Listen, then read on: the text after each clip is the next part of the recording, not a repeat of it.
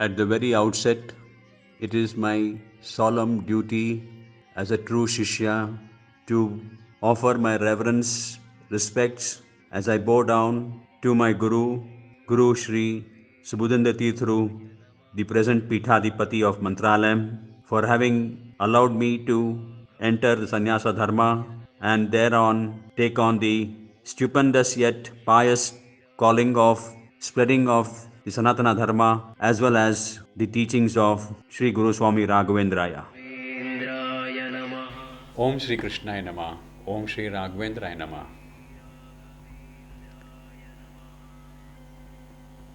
It is indeed a pleasure, in fact a pleasant honor, to be given an opportunity to speak about one of the most revered saints of India of the 16th century, who's probably known to most of us, if not all, in this country, Bharat, by the name of Sri Guru Swami Raghavendraya, who is also known as Gururayaru, has been a great saint not only in his times, but is one who has been remembered, prayed to, recalled time and again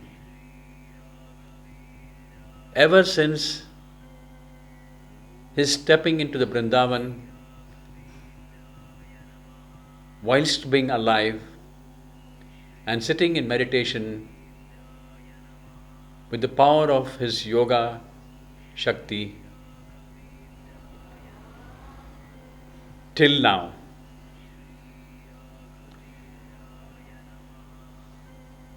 There are many people who have benefited from their prayers to him, their beseechment to him. There are many people who have been witnesses and experienced miracles. In fact, the contribution now from here is not regarding the miracles that he has performed, which are so many and growing day by day, but it's regarding the Tattva. Now, the Tattva means principles that he stood for or he enshrined in his life. And these are being followed even today by many people. In fact, if one has to look at it, one will find that in today's highly stressful, dynamic environment where fear lurks around the corners, regardless of whether it's an epidemic or an unknown stranger walking up,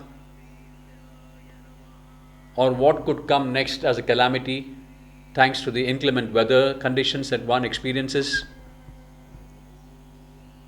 Regardless of all that, there are certain things, there are certain qualities which one needs to have enshrined in one's life. And for this, one is continuously looking for a coach in life. In fact, most people are searching for a coach today. And the industry of the coaching industry, in fact, is booming. Everybody wants to be a wannabe coach. The person has just completed his management from a PG school in management, from a PG management school, and he's ready to take the corner with little experience and become a coach. There are people younger to the age of 25 who say they are coaches. I'm amazed. One is amazed. In fact, this, to be very straightforward and honest about this, let me put it this way. There are certain qualities that are needed for a coach. Are these qualities there in y'all? And in addressing it as y'all, it's not with a particular personalized reference to any one individual particularly. It's across the masses. It's for each one to introspect and see for oneself. Look within, for the answers lie within, not outside. So, let's have a very quick look at a very short reference list. And that's not just the list of qualities that one is talking about. First of all, a passion for helping others. That's very important. It has to be one of the most important qualities of a person when it comes to being an effective coach. Second is an interest in personal development. When we're talking of personal development, we're not talking of the self-personal development, we're talking of personal development of the other person more than yourself. You're always in the process of developing yourself. But you are there, one is there to enable or to help the other person become better through your coaching or efforts or skills. So, do you have it in you? An interest in personal development of the other person. It's all about helping people. Let's look at it from that point of view and try to understand it, if you can. Particularly in the area of skill sets. When we're talking of skill sets, we're talking about not just the skill sets in terms of software or in terms of hardware, but particularly in terms of your life-saving skills or your social skills that we are commonly known as your skills in terms of your personal self, that is personality. Your performance at work, your ability to make changes, to be able to merge, to be able to manage, to be able to live out and live beyond is all that is there in that. So, can one do it is the question. The third thing is non-judgmental.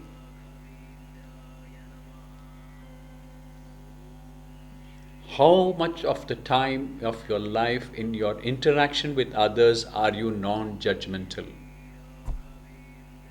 Can you remain in that state of balance of being non-judgmental for as much time as possible? In fact, most of the time, let me put it this way, most of the time.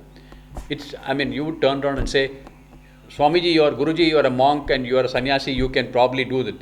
How can we do it? It's something which needs to be cultivated, which one has to make an effort for, which one has to practice, which one has to render. And one has to spend time, interest, have the interest for it, and have the patience for it, which is most important. In fact, to be able to fully help another person, you need to be non-judgmental, regardless of where that person is coming from. Whoever the person is, he or she, the profile does not matter, it should not count and affect you. Can you be non-judgmental? Can you be free of biases? Can you remain away from thoughts that want to enter your intellect, your top box, your mind, and prevent it from being clouded or biased or prejudiced in or against a person? The fourth is keep confidentiality. How much can you keep confidentiality? When a person comes to you, can the person trust you? Let me give you an example. When you board a train without asking the driver for his qualifications. His qualifications are known to him and probably his superiors in his organization. When you board a taxi without asking the driver whether even he has a driving license or not. But you see him behind the steering wheel and you're confident that yes, he's got the driving skills and he'll drive you to the destination where you want to go. When you board an aeroplane, you don't go up to the cockpit and ask the pilot, "Excuse me, Mr. Pilot, can I see your flying license?" Do you? So, in all these instances, you board, you enact, you interact, and you take that step forward like a leap of faith, and you go about getting your work done, as well as enabling others to help you in getting your work done. You're maintaining confidentiality there in a small way, in a very small example. Somebody walks up to you and says, "I have something to share with you, please bear me out. I need your assistance, I need your thoughts, I need your inputs on this." And it's something regarding a move which they want to make, probably in the career life or in the personal life. Are you going to hold it with you and tell them, "Yes, go ahead"? Or are you going to go about telling the whole world, "Hey, I've been told by so and so, this is happening"? Let's treat this as something which all of us need to maintain in our lives, especially those who are looking at enabling others. The person who comes to you seeking your intervention, seeking your assistance, seeking your help, comes to you in total confidence, and with the assurance that the confidentiality of the matter will remain with you at all times, will never get divulged or discussed with anyone else other than between you and him. So, is it possible for you to do it?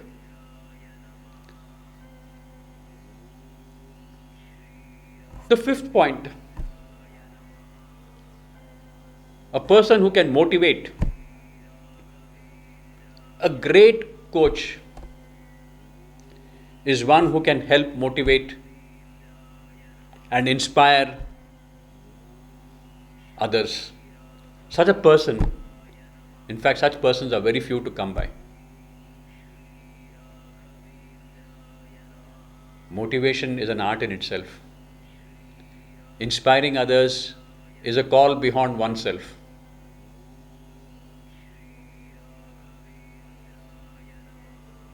It's like when you're learning to ride a bicycle. If you remember the time when you were a small child and you're learning to ride a bicycle, probably your elder brother or elder sister or your father or your uncle probably walked along with you or behind you or ran besides you to keep pace with you, so that you are there, you know that he's just there in case you happen to lose your balance and fall. But they never rode the bicycle for you, did they? They were always there to lend that finger touch, that hand, small touch of the hand to set the bicycle balance right again. And that was the motivation for you. That seeing them next to you was the motivation for you. Seeing them next to you was the inspiration for you to go ahead, because they kept at a smile whilst running, whilst walking, and saying, "Yeah, go ahead, you're doing well." So this is something which is an art in itself. Sixth is setting an example. Great coaches are not just preachers. They are great practitioners too. They practice what they preach. They walk the talk. If they say that this can be done, be rest assured that they have themselves done it before. If they tell you that at your age you can do a set of exercises, be rest assured that they have done more than that. If they tell you that you can get up at 4 o'clock in the morning and start your day be rest assured that they probably get up at 3 o'clock in the morning and begin their day. So, they are an example to us. They know that the proof of the pudding lies in eating it. For that, they need to be able to demonstrate that they are actually doing it and living it. One needs to look at this from that perspective and understand that it's not in everyone's cup of tea. It's not everyone's cup of tea to be able to set examples. It's very easy to say that, yes, so-and-so is a great example. And we all can give examples. But are we giving examples of our own life and living our own life? How many of us are actually doing that? Believe me, the person who gives examples from his own life or her own life is the person who is really tremendously respected, loved, and endeared to one and all. The seventh point is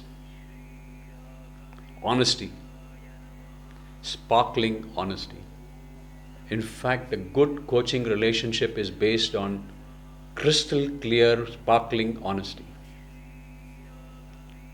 There are no shortcomings on that. There's no short landing, there's no short changing on that. You can't have it. If you have to have a relationship with somebody who needs coaching, with a coachee, as a coach, you need to be honest within yourself, with yourself, and with the other person. There are 3 dimensions there. Can you be honest with all 3 in all 3 dimensions is the question mark. Many times people want to be honest, but they say that I just didn't have the heart to break to him or her. I felt so bad. I knew it was not good, but then I didn't have the courage to tell him that. It is better to tell the person the truth at that moment of time and let the person cry rather than to tell a lie and let the person live a life of regret lifelong. So, people who have been honest, people who are honest, there are very few of them in this world to come by. But believe you me, trust me, such people are very rare, yet they are the people who one must go searching for. It's essential that the person talks honestly and straightforwardly. A spade has to be called a spade. There is no other way you can call it anything else. If you are short on something, you are short on something. You need to be told that, you need to understand that, and you need to realize that in as much as the coach also needs to know and tell you that what are the ways or what needs to be done to overcome or cover up what is the shortfall. That could be tough, but that needs to be done. The feedback has to be honest, straightforward, sharp, precise.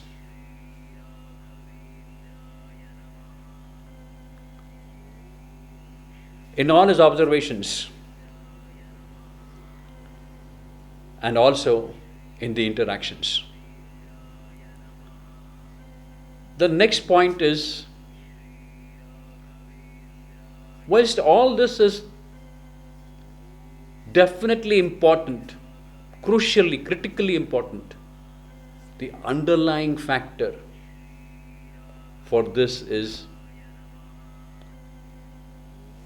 the way to communicate it.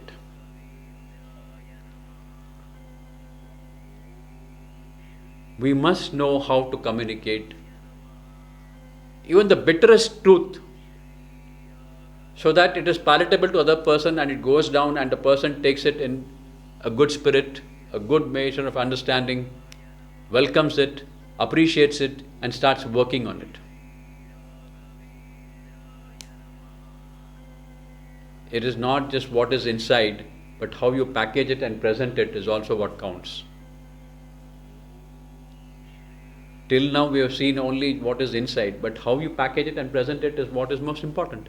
So when you communicate with the person, when you talk with the person, when you interact with the person, when you're discussing something with the person, in verbal communication, written communication, the mode of communicating, the way you communicate, the style, the manner in which you communicate, all that is important. One needs to be careful that one avoids using words or phrases which can prove either harmful or detrimental or probably even cause a change in the mental equilibrium or state of the person. In fact, criticism is such a dangerous thing. It's like a two-edged sword, double-edged sword. It's one side is very effective in being able to tell the person what is lacking, or what needs to be done, or what is required, and the other side it can cut in such a way that the person can lose confidence in oneself totally. Many school children are there, in fact, who have faced criticism in their lives, in their school years, and they have become wrecks in their lives without realizing it. Parents have not realized it, the school teachers have not realized it, but unfortunately the child has been lost. A lost child is a lost adult. Where are we going to go back and return and try and salvage things out from?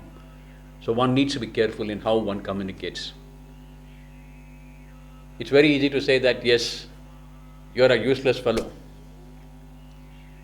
But instead of openly ridiculing, criticizing somebody, probably if you were a little soft, a little more careful in your choice of words, in your tone, in your volume, in your pitch, the message could have been delivered probably very differently and very ably at the same time.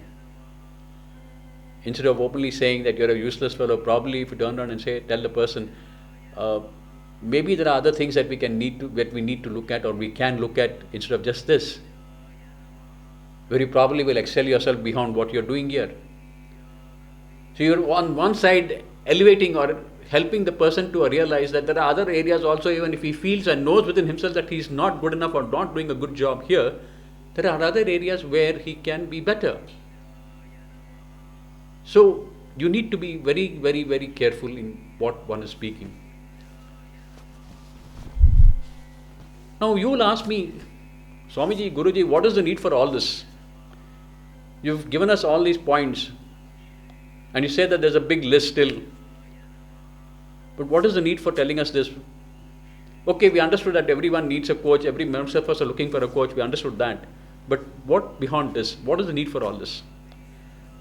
This is basically to establish for you, the beginning, to establish for you that these were the qualities, some of the qualities that were deeply rooted in Sri Guru Swami Raghavendraya,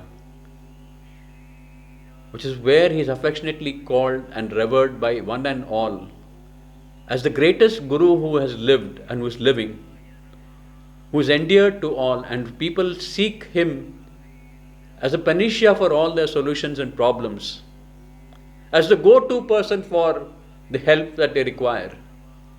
Such a Guru